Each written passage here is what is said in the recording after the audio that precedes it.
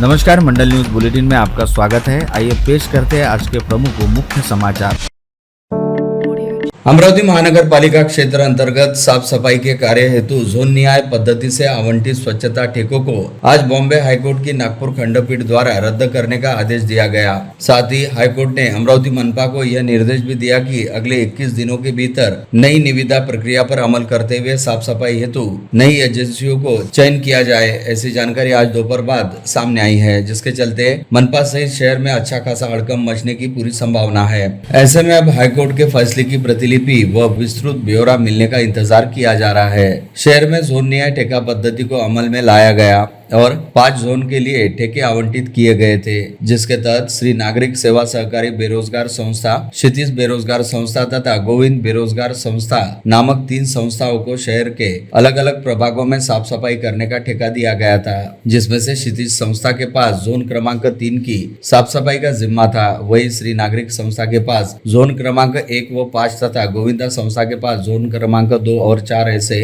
2-2 zone के सफाई के ठेके थे। पता चला है कि 5-5 जोन प्रभागों का समावेश रहने वाले प्रत्येक जोन की साफ सफाई का ठेका 35 लाख रुपए प्रति माह की दर पर दिया गया था। यानी 5 जोन में साफ सफाई के काम हेतु मनपा द्वारा प्रति माह 1.25 करोड़ रुपए खर्च किए जाते हैं। हालांकि इसके बावजूद शहर के विभिन्न प्रभागों में साफ सफाई की व्यवस्था का नितांत अभाव रहने तथा शहर में जगह जगह कचरे व गंदगी के ढेर लगे रहने की शिकायतें अक्सर ही सामने आया करती थी। खास बात यह भी रही कि करीब 2-2.5 वर्ष पहले शहर की साफ सफाई हेतु अमल में लाई गई जोन न्याय ठेका पद्धति का शुरू से ही अमरावती शहर में जमकर विरोध किया जा रहा था और इस ठेके के खिलाफ शहर के पूर्व महापौर संजय नरवणे तथा पूर्व स्थायी सभापति बाला साहेब भुयार एवं पूर्व पार्षद धीरज हिवसे द्वारा करीब 1 वर्ष पहले बॉम्बे हाईकोर्ट की नागपुर खंडपीठ में याचिका दायर की थी, जिस पर सुनवाई पूरी करते हुए हाईकोर्ट ने आज दोपहर बाद अपना फैसला सुना है। न्यायमूर्ति अनिल किशोर व न्यायमूर्ति अनीस व्यास की 2 सदस्यीय खंडपीठ ने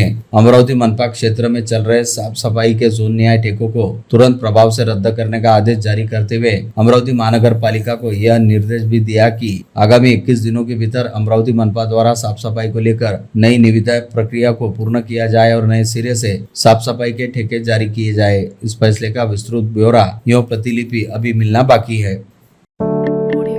शहर की लाइफलाइन कहे जाते राजकमल रेलवे ओवरब्रिज को लेकर रेलवे से नया और बड़ा स्पष्टीकरण सामने आया, जिसमें स्पष्ट हुआ है कि रेलवे ब्रिज अभी भी हल्के वाहनों की आवाजाही के लिए उपयोगी है, बल्कि रेलवे ने ब्रिज से उपरोक्त यातायात जारी रखने की एक प्रकार से सिफारिश कर रखी है। जबकि अमरावती प्रशासन ने गत 24 अगस्त की रात से सभी प्रकार के वाहनों की ओवरब्रिज से आवाजाही रोकी गई है, जिससे एन गणेशोत्सव, दुर्गोत्सव में शहर के वाहन चालकों से लेकर पैदल चलने वाले तक फेरा लेकर आवाजाही करने की नौबत आई है, जिससे रेलवे के पत्र से हुए खुलासे को लेकर जिला प्रशासन विशेषकर लोक निर्माण विभाग द्वारा ब्रिज को पूरी तरह बंद करने का फैसला सवालों के कटघरे में आ गया है। रेलवे के महाप्रबंधक धर्मवीर मीना द्वारा जनप्रतिनिधि को भेजे गए गत 25 सितंबर के पत्र में खास उल्लेख किया गया है, जिसके अनुसार रेलवे के लोक निर्माण विभाग को सूचित किया गया है कि अप्रिय घटना की जोखिम को टालने के लिए केवल हल्के वाहनों को ही आरओबी का उपयोग करने की अनुमति दी जाए।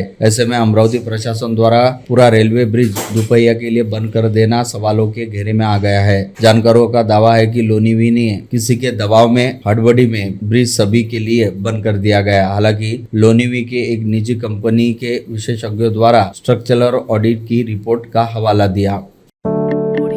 केंद्र सरकार की पीएमई बस योजना के तहत अमरावती शहर ई बस डिपो और चार्जिंग स्टेशन की सौगात मिलने जा रही है। इस उद्देश्य के लिए महाराष्ट्र राज्य मंत्रिमंडल ने एक महत्वपूर्ण निर्णय लेते हुए अमरावती महानगर पालिका को मौजे बडनेरा क्षेत्र में 2.38 हेक्टेयर जमीन आगामी 30 वर्षों के लिए उपयोग हेतु उपलब्ध कराने को मंजूरी दे दी है। इस निर्णय से अमरावती में ई मोबिलिटी को बढ़ावा मिलेगा और हरित परिवहन व्यवस्था को बल मिलेगा। शहर में सार्वजनिक परिवहन के क्षेत्र में यह बड़ा कदम माना जा रहा है, जिससे पर्यावरण के साथ साथ नागरिकों को भी सुविधाजनक यात्रा का लाभ मिलेगा। राज्य सरकार ने यह कदम शहरी परिवहन को प्रदूषण मुक्त, टिकाऊ और आधुनिक बनाने की दिशा में उठाया है। आगामी समय में अमरावती में ई बसों का संचालन, चार्जिंग की बेहतर व्यवस्था और इलेक्ट्रिक वाहन इंफ्रास्ट्रक्चर को मजबूत करने का कार्य किया जाएगा।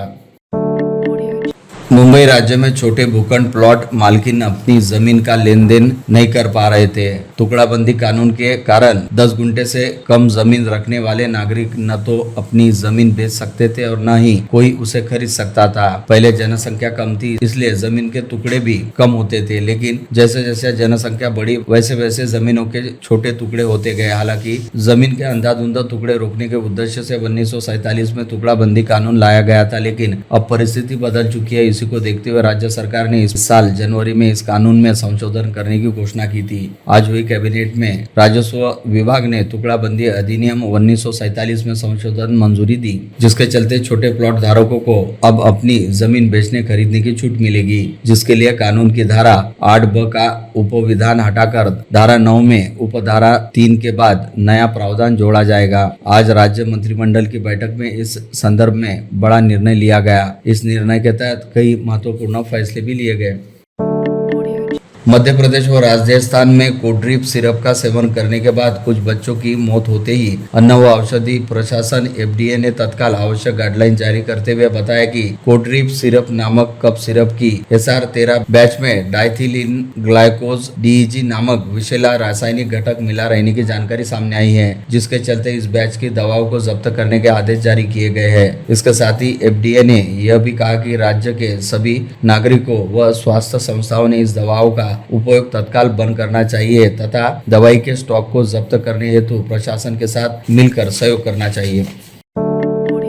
अमरावती के अपने तथा देश के प्रधान न्यायाधीश जस्टिस भूषण गवई पर सोमवार को भरी अदालत में जूता फेंककर मारने की कोशिश का सर्वत्र कड़ा निषेध हो रहा है। इसी कड़ी में आज अदालतों का कामकाज शुरू होने से पहले जिला वकील संघ के कार्यालय में निषेध सभा लेकर हमलावर एडवोकेट राजेश किशोर की कड़ी निंदा की। जिला वकील संघ की तीव्र भावनाएं प्रशासन को बताने के लिए निवेदन जिलाधीश को सौंपा गया। अध्यक्ष एडवोकेट सुनील देशमुख के नेतृत्व में संपूर्ण कार्यकारिणी और समस्त वकीलों ने अपने गणवेश में कोर्ट से जिलाधीश कार्यालय से पैदल मार्च लेकर कलेक्टर को ज्ञापन सौंपा। शाहू फुले अंबेडकर देशमुख फाउंडेशन की पहल से आज सोमवार 12 से 3 बजे तक इरविन चौक पर बाबा साहेब अंबेडकर की प्रतिमा के पास विशाल धरना प्रदर्शन देकर देश के प्रधान न्यायाधीश भूषण गवई पर भरी अदालत में जूता उछालने की कोशिश का कड़ा निषेध किया गया। इस घटना को देश में पहली बार हुई अपनी तरह की पहली घटना बताते हुए धक्कादायक और सभी को अस्वस्थ करने वाली घटना बताया। उसी प्रकार न्याय व्यवस्था पर दबाव डालने का प्रयास बताया गया। देश के प्रधान न्यायाधीश जस्टिस भूषण गवई पर सोमवार को हुए जूता फेंकने की कोशिश पर सर्वत्र विरोध हो रहा है। युवक कांग्रेस ने भी इरविन चौराहे पर जोरदार नारेबाजी करते हुए एडवोकेट राकेश किशोर का कड़ा निषेध किया। उन्होंने प्रधान न्यायाधीश पर हमले का प्रयास किया था। युवक कांग्रेस ने अमरावती के भूषण, देश के भूषण और अन्य नारे लगाए। सर्वोच्च न्यायालय के प्रधान न्यायाधीश पर बूट फेंकने के मामले में अकोला में तीव्र निषेध व्यक्त किया गया। राष्ट्रवादी शरद पवार गुट की ओर से सोमवार सायंकाल बस स्थानक चौक में काले झंडे दिखाकर जोरदार प्रदर्शन किया गया। सर्वोच्च न्यायालय में देश के प्रधान न्यायाधीश भूषण गवई पर बूट फेंकने का प्रयास किया गया, ऐसी जानकारी सामने आई है। 60 वर्षीय वकील राकेश किशोर ने यह कारनामा किया। इस आरोपी ने यह घोषणा की थी कि सनातन धर्म का अपमान हिंदुस्तान नहीं सहन करेगा। महिलाओं पर समस्त गृहस्थी और समाज व्यवस्था टिकी है। भारत की संस्कृति में नारियों को सदैव महत्व स्थान दिया गया है। नारियों का अभिव्यक्त होना आवश्यक है, महत्वपूर्ण है। इसमें समाज को सकारात्मक दिशा प्राप्त होने के उद्गार शहर के मान्यवरों ने व्यक्त किए। इस अवसर पर जय मनोज खंडेवाल की पुस्तक सफर का धरा से आसमां तक विमोचन किया गया। मंच पर पूर्व मंत्री जगदीश गुप्ता, दैनिक अमरावती मंडल के संपादक अनिल अग्रवाल, समारोह के अध्यक्ष विनोद खंडेलवाल, साहित्यकार संगीता जगताप, मनोज खंडेलवाल, लेखिका जया खंडेलवाल आदि उपस्थित थे। इस समय अनिल अग्रवाल ने जया खंडेलवाल का लेखिका के रूप में सभागार में स्टैंडिंग ओवेशन से सम्मान करवाया और कहा कि लेखन कार्य दुष्कर है। 15 वर्षों के निरंतर लेखन के बाद परिष्कृत काव्य संग्रह प्रकाशन की बधाई देते हुए अनिल अग्रवाल ने कहा कि बैकग्राउंड में खंडेलवाल परिवार का सामाजिक योगदान भी उल्लेखनीय है। उन्होंने कहा कि अनुज में बोलने की कला है, भाभी जी में लिखने की कला है। यह भी सिद्ध होता है कि खंडेलवाल परिवार पर लक्ष्मी और सरस्वती की कृपा प्राप्त है।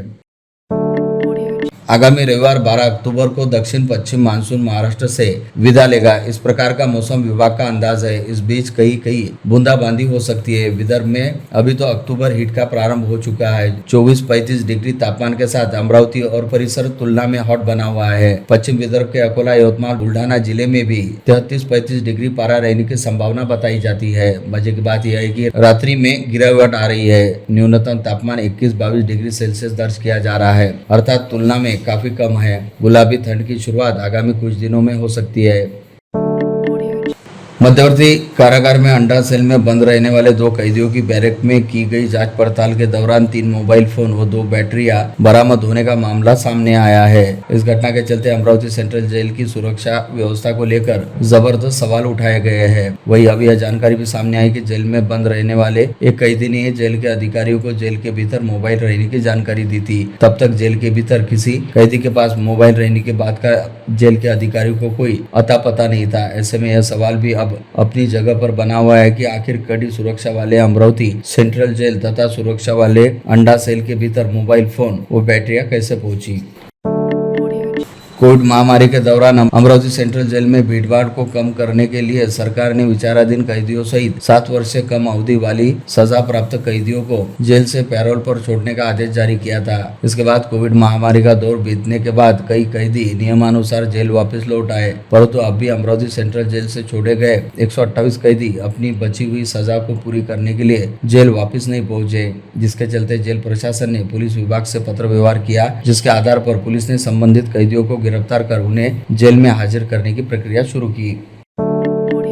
प्राणघातक हमले के मामले में गिरफ्तार किया गया आरोपी सोमवार 6 अक्टूबर को दोपहर 1 बजे के दौरान फरार होने की जानकारी मिलते ही नागपुरी गेट थाने में खलबली मच गई। पुलिस के अलग अलग दल तैयार कर तत्काल आरोपी की तलाश शुरू की गई। रात 9 बजे के दौरान पुलिस के एक दल ने उसे दरियापुर से गिरफ्तार कर लिया। गिरफ्तार आरोपी का नाम शेख समीर शेख नवाब है।